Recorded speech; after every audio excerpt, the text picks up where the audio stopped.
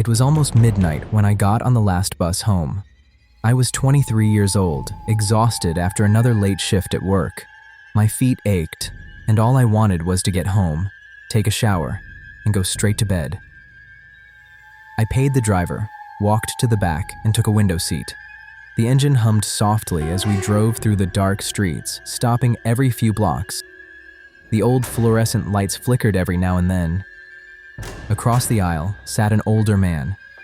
He looked about 60, gray hair, a worn brown jacket. He smiled as I sat down. "Long day?" he asked. I laughed. "You can tell?" He nodded. "Only people leaving work look that tired." I smiled. "What about you?" "Oh, I visit my daughter every Thursday." He looked out the window. "She still worries if I travel home too late." I chuckled. "My mom's exactly the same." The old man laughed. "Mothers never stop worrying." For a while, neither of us spoke. The bus rolled through the empty highway. Most of the passengers stared at their phones. Outside, nothing but darkness. Then the old man suddenly leaned closer to the window. His smile disappeared. "That's strange." I looked at him. "What is?" He didn't answer. Instead, he slowly pointed toward the trees.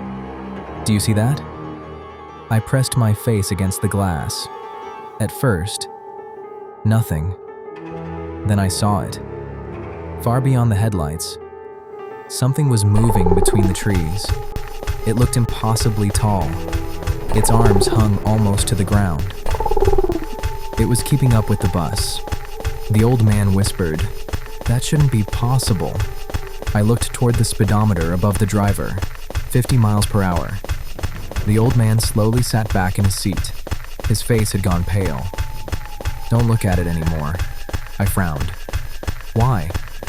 He kept his eyes fixed on the floor. "Because sometimes it notices when you notice it." I looked away from the window.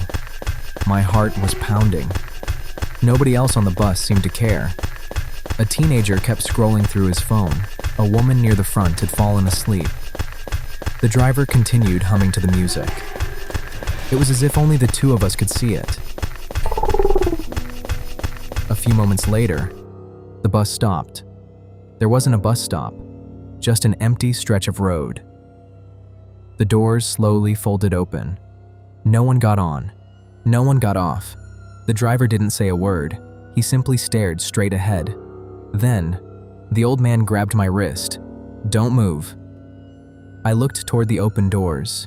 The darkness outside felt wrong, like it was waiting. After several long seconds, the doors closed again. The bus pulled away. I finally let out the breath I'd been holding. "What was that?" I whispered. The old man didn't answer.